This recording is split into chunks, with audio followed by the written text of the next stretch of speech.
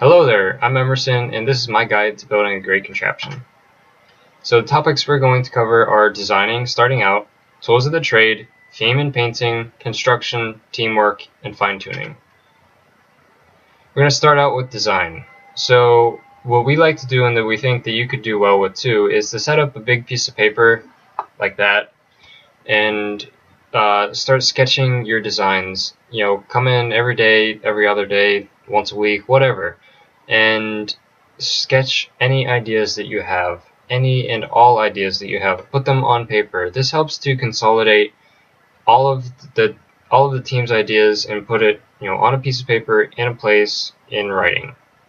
Now that's actually really helpful. Once that's done, start putting 2 or 3 or 4 steps together.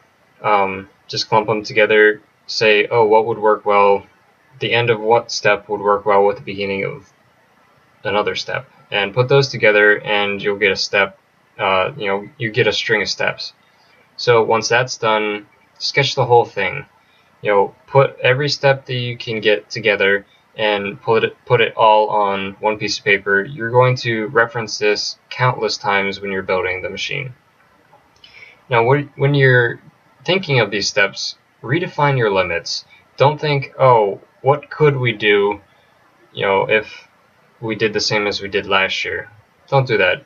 Think, what could we do if we really put our minds to it? Challenge yourselves. The judges love to see when you challenge yourself. Next is tools of the trade. So my favorite tool is the miter saw. That's the one that goes like, meow. It's our most used tool, and it gives a smooth right angle cut. Now, I love this because it's so quick and easy to use. You can just, put your piece of wood on there, cut it, and be done. Blade spins up really fast. It spins down really fast. It's very safe to use, and it's very precise. Next favorite is drill press. Also very useful. It's used to drill very precise, straight down holes in wood, plastic, or metal, or any material, really. It's very safe and user-friendly. All you have to do is change out the bits and, crank it down so that the drilling head goes down and then back up whenever you pull on a crank. So it drills very nicely. Now the electric drill is just a handheld version of that. You can do angles with it, going sideways, going up and down. You can do a whole lot of things with that. You can put different heads on that so that you can screw in screws as well. It's very safe and easy to use, and you'll find this pretty much in any workshop that you go to. Now the hacksaw. Hacksaw is very specific for what it's supposed to be used for. Its only purpose is to cut through metal, and you're going to hopefully have to use one of these because bits of metal on your project just make it look better. In my opinion, having an entirely wood or plastic machine doesn't look very good. So this year actually we had a piece of steel about that big, 1 inch by 1/2 inch by 2 inches, and we had to cut it in half to add on to our lunar lander to make it heavier. And let me tell you, nothing was going to work except for this.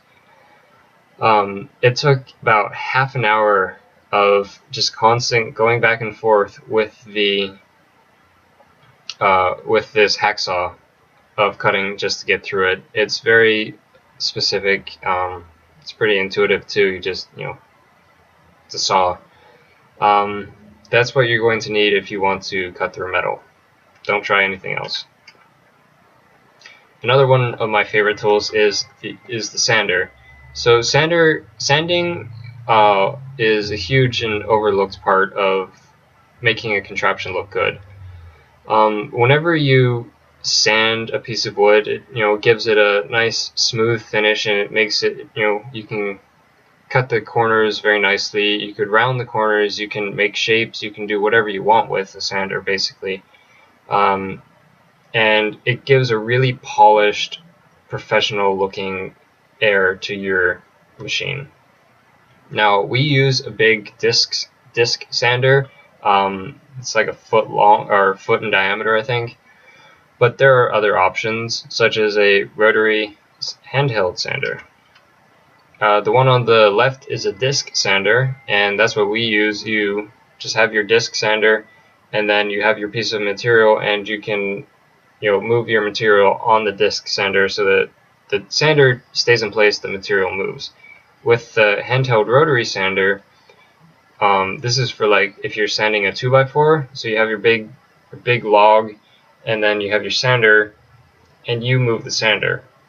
And this isn't really as precise, I don't think, as the disc sander, because it's a big circular unwieldy thing that you have to move around, and I prefer the disc sander, but a lot of people don't have that, and the rotary sander is very, very useful in that part as well. So that concludes the first part of this video. Thank you for watching, and I'll see you in the next part.